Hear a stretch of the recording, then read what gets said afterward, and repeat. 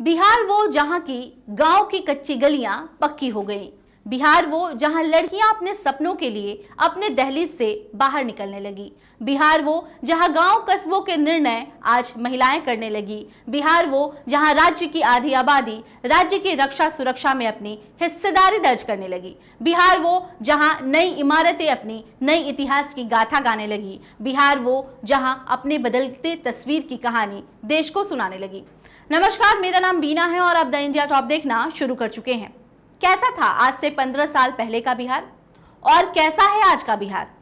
क्या कुछ नई बातें हैं आज के बिहार में? क्या कुछ नया हुआ है आपके बिहार में? कौन कौन से ऐसे कदम बिहार में उठाए गए जिसका जिक्र करना जरूरी है? इन सारे सवालों के जवाब हम देने की कोशिश करेंगे। बिहार सरकार ने कई ऐसे कदम उठाए हैं जिसकी सराहना विश्व स्तर पर हुई है। वहीं कई ऐसी योजनाएं और नियम लागू हुए जिसकी चर्चा पूरे देश में रही। सबसे पहले बात करते हैं सीएम नीतीश कुमार के उन फैसलों के बारे में जो फैसले ऐतिहासिक साबित हुए।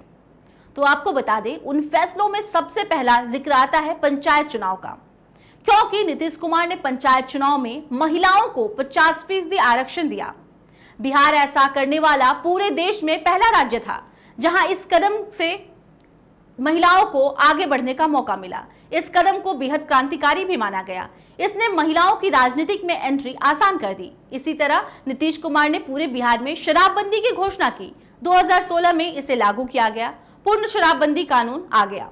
नीतीश कुमार ने इसे महिलाओं की मांग पर ही किया था। इसके साथ ही नीतीश कुमार के इस कदम को भी महिलाओं ने भारी मतदान करके सही ही साबित किया है। अब आपको बिहार में पहले से कुछ अलग अलग जो है तस्वीरें सामने निकल के आ रही होंगी।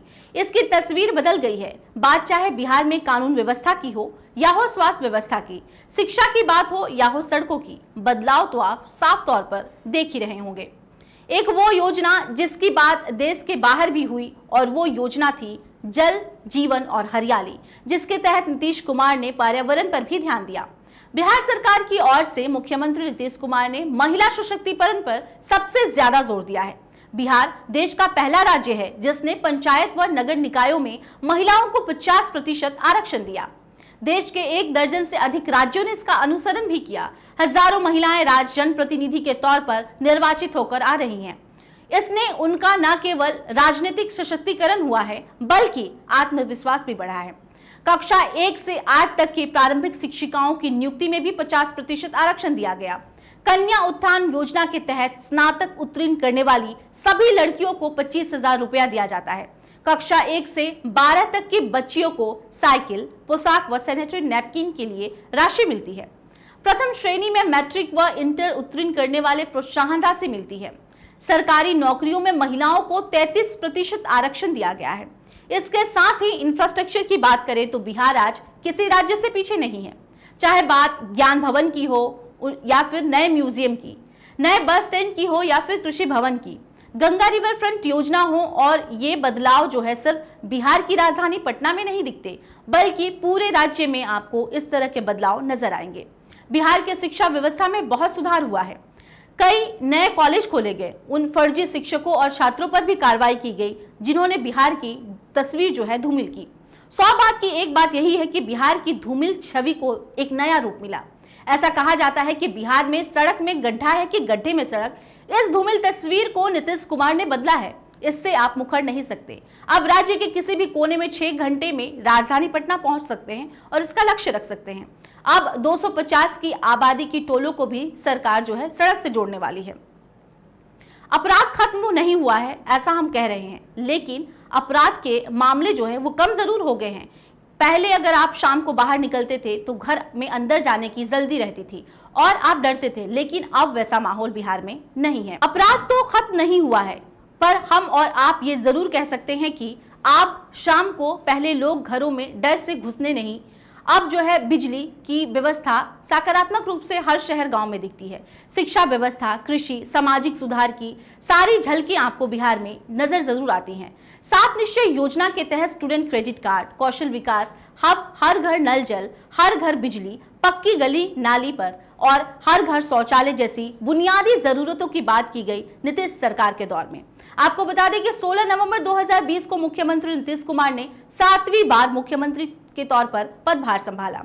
आपको बता दें कि पहली बार नीतीश कुमार ने 3 मार्च 2000 को बिहार के मुख्यमंत्री के तौर पर पदभार संभाला था, लेकिन बहुमत नहीं होने के कारण 7 दिन बाद ही 10 मार्च को इस्तीफा देना पड़ा।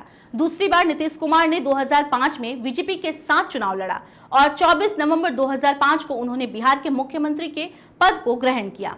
इसके साथ ही आपको बता दें कि तीसरी बार नीतीश कुमार ने 26 नवंबर 2010 और चौथी बार नीतीश कुमार ने मुख्यमंत्री बनने का बकायदा नाटक जो रहा बेहद ही नाटकीय रहा। 2014 में बीजेपी से अलग होकर राजद के साथ उन्होंने अपनी सरकार बनाई। लोकसभा चुनाव में खराब प्रदर्शन के बाद उन्होंने इस्तीफा भी दे दिया और जीतन राम मांझी सीएम बनाए गए, लेकिन कुछ गलतफहमियों के कारण उन्हें भी हटाना पड़ा और 22 फरवरी 2015 को नीतीश कुमार ने सीएम पद की शपथ एक बार फिर ली। 19 नवंबर 2015 तक अपने पद पर बने रहे। 5वीं बार नीतीश कुमार ने राजद के साथ चुनाव लड़े और जीत दर्ज की। चुनाव में जीत के बाद 20 नवंबर 2015 को उन्होंने 5वीं बार मुख्यमंत्री पद की शपथ ली। 6ठी बार की अगर बात करें तो नीतीश कुमार ने मुख्यमंत्री बनने का घटनाक्रम उनके कार्यकाल में अब तक का सबसे नाटकीय घटनाक्रम रहा है। राजद से मतभेद के बाद 26 जुलाई 2017 को उन्होंने अपने पद से इस्तीफा दे दिया। 27 जुलाई 2017 को उन्होंने बीजेपी के साथ मिलकर 6ठी बार मुख्यमंत्री पद की शपथ ली और उसके बाद 7वीं बार 16 नवंबर 2020 को। कोरोना काल जैसे चुनौतीपूर्ण वक्त में भी नीतीश सरकार ने अच्छा खासा काम किया। लगातार 16 साल से सरकार में बने रहना इस बात का सबूत है कि बिहार के लोग सीएम नीतीश कुमार और उनके द्वारा किए गए कामों को सराह रहे हैं। ऐसे में आप क्या सोचते हैं, इस विषय पर अपनी राय जरूर दें। इसके साथ ही अगर अब तक आपने हमारे YouTube चैनल को सब्सक्राइब नहीं किया है तो इसे सब्सक्राइब कर लें और ऐसे अन्य तमाम खबरों के लिए बने रहें द इंडिया टॉप के साथ। धन्यवाद।